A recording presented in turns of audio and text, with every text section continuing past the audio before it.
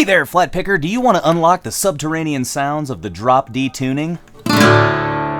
If so, stick around for this lesson because we're going to be utilizing the lush sounds of that low open D string to play a really cool low octave melody of the tune Over the Waterfall. In case Over the Waterfall is a tune that you're not familiar with, check out the card up here for a simple melody version of the tune. I've also got a floating melody version, kind of in the style of our friend Kenny Smith here on the channel, so be sure to check those out at some point. But today it's all about, like I said, those subterranean low sounds on this low octave melody of Over the Waterfall. As guitar players, I think it's a really cool idea to take any melody that you learn, whether it's a simple tune or a fiddle tune, and place it in 3 octaves if possible. That was some great advice given to me by John McGann, my teacher when I was in grad school, and I found it very valuable just in terms of unlocking the entire fingerboard and taking advantage of some more guitaristic types of sounds when I'm creating arrangements. Like I said, today's arrangement of this tune is entirely focused on the low octave melody. So after you learn that kind of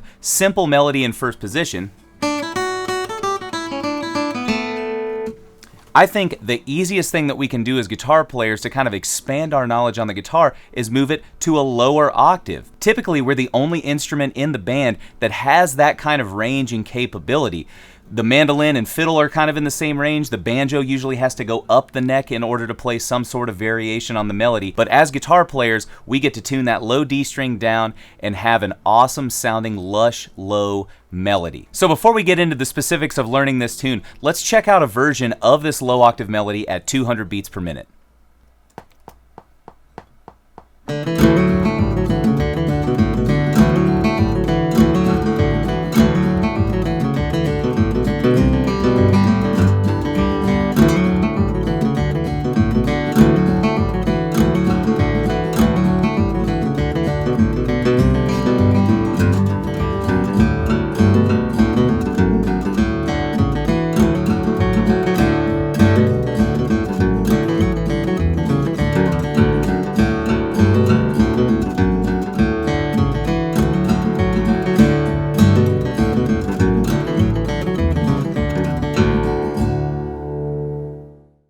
All right, my friend, there you have it. Over the Waterfall in the low octave in drop D tuning.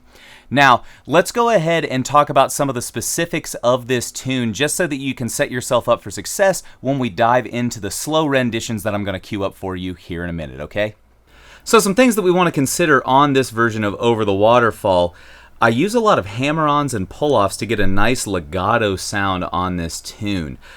So even right away in the first measure of the tune, you can see that I play a hammer-on from that 2nd fret of the D string to the 4th fret of the D string with those, you know, D and A notes below it there. I kind of think of this as like a Floyd Kramer like kind of honky-tonk piano sound that's applied to the guitar, you know? He would always do that with like suspensions on his chords and things like that. So that's kind of what I'm emulating here. Another thing that we may want to look at here on the tune are the pull-offs that happen immediately after that. So,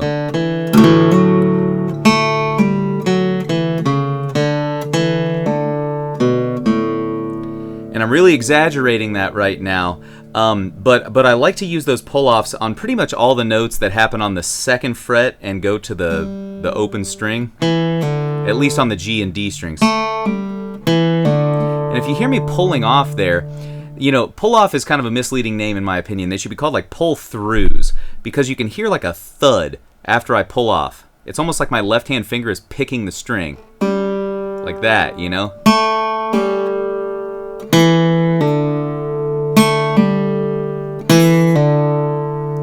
So if your pull-offs are a little weak or you're not getting that 2nd note in your pull-off, that's something you can keep in mind as well. Also, before we kind of move on to the demonstration here, I use a little bit of cross-picking in the last 2 bars of the A part, and I thought that would bear kind of mentioning here. So I do a hammer-on into that C note that happens in the next to last bar.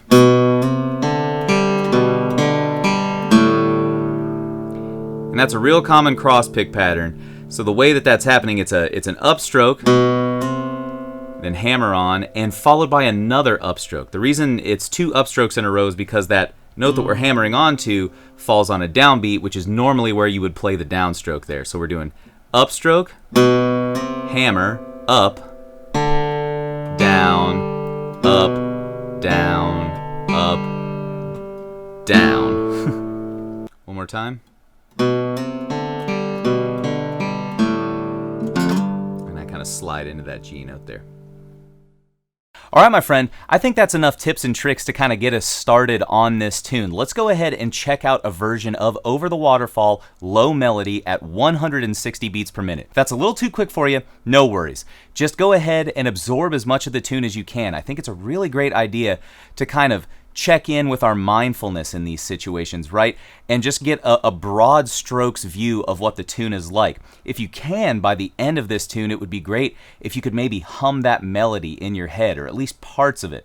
That means that when you go to tackle it on the guitar, you're going to be that much more likely to find those notes in your left and right hand. Okay, here we go. A version of the low octave melody of Over the Waterfall at 160 beats per minute.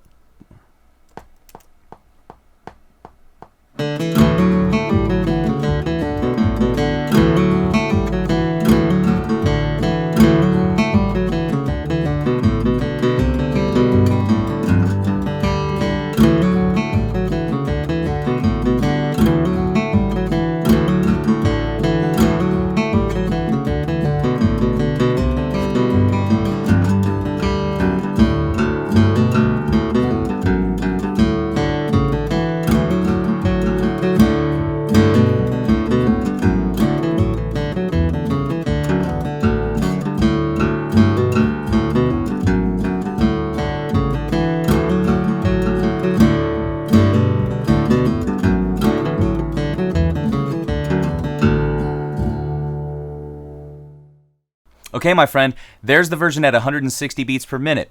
Hopefully you've got a little bit of that melody in your head now, so let's see if you can play along with this slow version at 100 beats per minute. Just like with the last few versions that you've seen here in this video, tab is going to pop up on the screen, but if this video is still a little too fast for you, don't hesitate to use that gear icon below and adjust the speed of the video down to one that's more appropriate for you, okay? All right, my friend, here's Over the Waterfall, low octave melody at 100 beats per minute.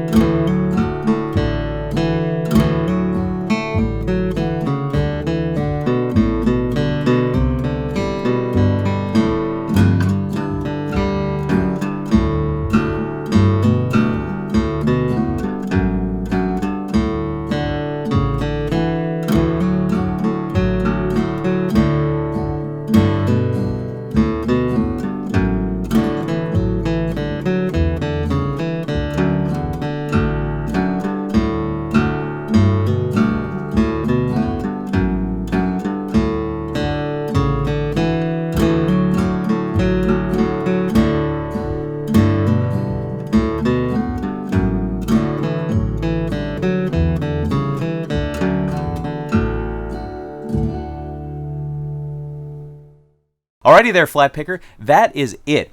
Hopefully this gives you a really great idea for how to tackle a low octave melody, not just on Over the Waterfall, but maybe for some of the other fiddle tunes that you know in D. I really like to use this drop D tuning because, like I said earlier, you get that lush, low grumbling sound that you can't really get in standard tuning. Now, I'm not saying you should take all of your tunes and put them in drop D, but this is a great option if you're going to be playing a lot of solo guitar because it allows you to kind of accompany yourself, or if you're playing in a smaller ensemble, maybe without a bass player or something like that. Getting that low D string in there can definitely add some bottom end to kind of fill out the arrangement. Okay, my friend, if you like this video, go ahead and hit that like button below and subscribe to this channel. Also, check out the link below in the description to get your free PDF of the tablature to this tune. Also, while you're on the website, you can sign up for my premium membership service, the Guitar Club. There you're going to find all sorts of extra goodies, extra lessons, play-alongs, backing tracks, and access to monthly member Q&A calls where you get to ask me any questions that you have about lessons, guitar, mandolin, music theory, or anything that's on your mind. Alrighty, my friend, thanks so much for tuning into this lesson. We'll catch you in the next one.